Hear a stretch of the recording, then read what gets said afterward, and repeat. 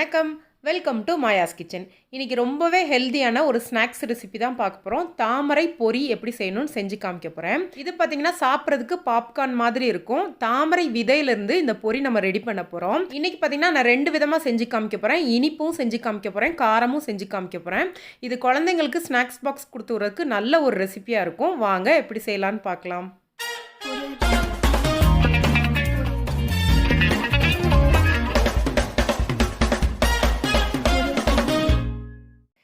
இன்றைக்கி பார்த்திங்கன்னா ஒரு பேக்கெட் 100 கிராம் தாமரை விதைகள் எடுத்துருக்கிறேன். இது பார்த்திங்கன்னா பெரிய பெரிய டிபார்ட்மெண்ட் ஸ்டோரில் எப்போவுமே கிடைக்கும்.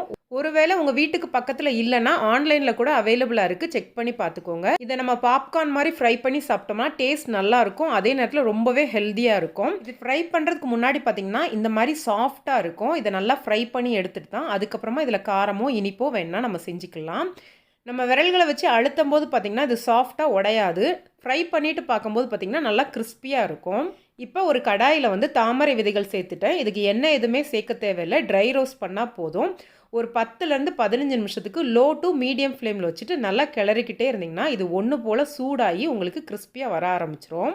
இதை நீங்கள் நல்லா ஃப்ரை பண்ணி எடுத்தால் தான் சாப்பிட்றதுக்கு மொறுன்னு இருக்கும். இல்லைனா நம்ம சாப்பிடும்போது நம்ம பற்களில் போய் அங்கங்கே ஒட்டிக்கிடும்.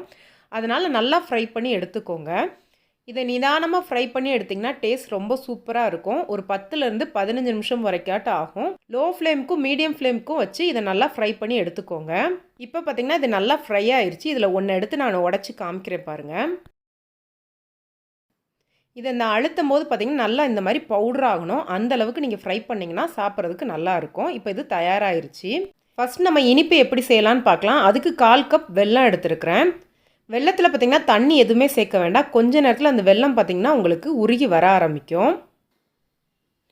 வெல்லம் எல்லாமே இந்த மாதிரி கரைஞ்சி கொஞ்ச நேரத்தில் கொதிக்க ஆரம்பிக்கும். இந்த பாகு ஃபுல்லாமே நீங்கள் மீடியம் ஃப்ளேமில் வச்சுக்கிட்டு ரெடி பண்ணிக்கோங்க.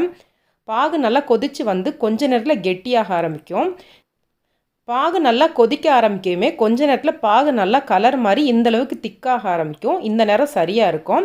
வெள்ளைப்பாகு எடுத்து இந்த மாதிரி தண்ணிக்குள்ளே போடும்போது அது விரியாமல் அப்படியே நிற்கணும். எடுத்து கையில் பார்க்கையில் பார்த்திங்கன்னா உருண்டை சாஃப்டாக இருக்கக்கூடாது, நல்லா ஹார்டாக இருக்கணும். அந்தளவுக்கு வெல்லம் ரெடி ஆயிடுச்சுன்னா நம்மளுக்கு தயாராகிடுச்சுன்னு அர்த்தம். இப்போ இது தயாராகிருச்சு.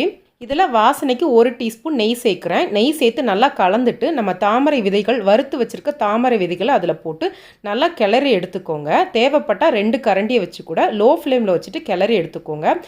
எல்லா இடத்துலையுமே வெள்ளைப்பாகு கோட்டாகையுமே நீங்கள் இதை ஒரு தட்டில் தட்டிடலாம்.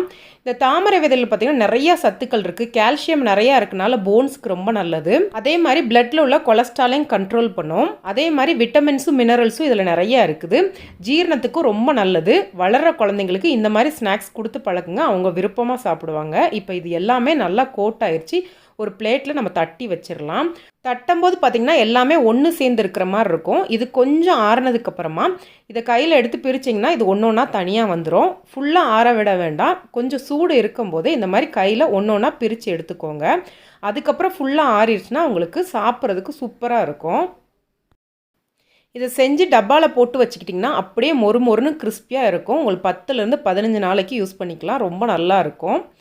நம்ம பொரி உருண்டை கடலை மிட்டாய்க்கெலாம் பாகு காய்ச்சிற மாதிரி தான் இதுக்கும் பாகு காய்ச்சி நம்ம கோட் பண்ணி எடுக்கணும். இந்த மாதிரி நல்லா ஆறுறதுக்கு முன்னாடியே இதை ஒன்று ஒன்றா பிரித்து எடுத்துருங்க. நல்லா உங்களுக்கு தனித்தனியாக வந்துடும். இப்போ இது எல்லாமே தயாராகிடுச்சு. இது எவ்வளோ நல்லா மொறுன்னு இருக்குன்னு பாருங்கள்.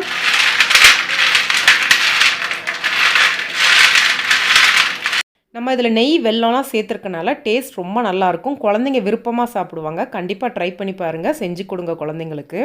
இன்றைக்கி காரம் பண்ணுறதுக்கு 2 டீஸ்பூன் நெய் சேர்த்துருக்குறேன். நெய் ரொம்ப சூடாக வேணாம், கொஞ்சம் சூடாகவே இதில் 1/2 டீஸ்பூன் தனி மிளகாய்த்தூள், 1/4 டீஸ்பூன் சாட் மசாலா, உப்பு தேவையான அளவு சேர்த்து ஒரு 10 செகண்ட் லைட்டாக பரட்டிக்கோங்க. நெய் ரொம்ப சூடாக இருக்க வேண்டாம், இல்லைனா மசாலா தீஞ்சிரும். இப்போ இதில் 50 கிராம் தாமரை விதைகள் சேர்த்து நல்லா பரட்டி எடுத்துக்கோங்க. எல்லா பக்கங்களையும் நெய்யும் இந்த மசாலாவும் சேர்ந்து நல்லா லோ ஃப்ளேமில் வச்சு பரட்டி எடுத்திங்கன்னா சூப்பரான காரமாக இருக்கக்கூடிய தாமரை விதைகள் தயாராகிருச்சு. இது பார்த்திங்கன்னா குழந்தைங்களுக்கு ஸ்நாக்ஸ் பாக்ஸாக கொடுத்து விட்றதுக்கு ரொம்ப நல்லா இருக்கும். அதே மாதிரி டப்பாவில் ஸ்டோர் பண்ணி வச்சுக்கிட்டிங்கன்னா 10லேருந்து 15 நாள் வரைக்கும் ரொம்பவே நல்லாயிருக்கும். இந்த ரெசிபி உங்களுக்கு பிடிச்சிருந்துச்சுன்னா லைக் பண்ணுங்கள், ஷேர் பண்ணுங்கள், மாயாஸ் கிச்சனுக்கு சப்ஸ்கிரைப் பண்ணுங்கள். கூடவே இருக்க பெல் ஐக்கானை கிளிக் பண்ணுங்கள். ரெகுலராக அப்டேட் கிடைக்கும். நன்றி, வணக்கம்.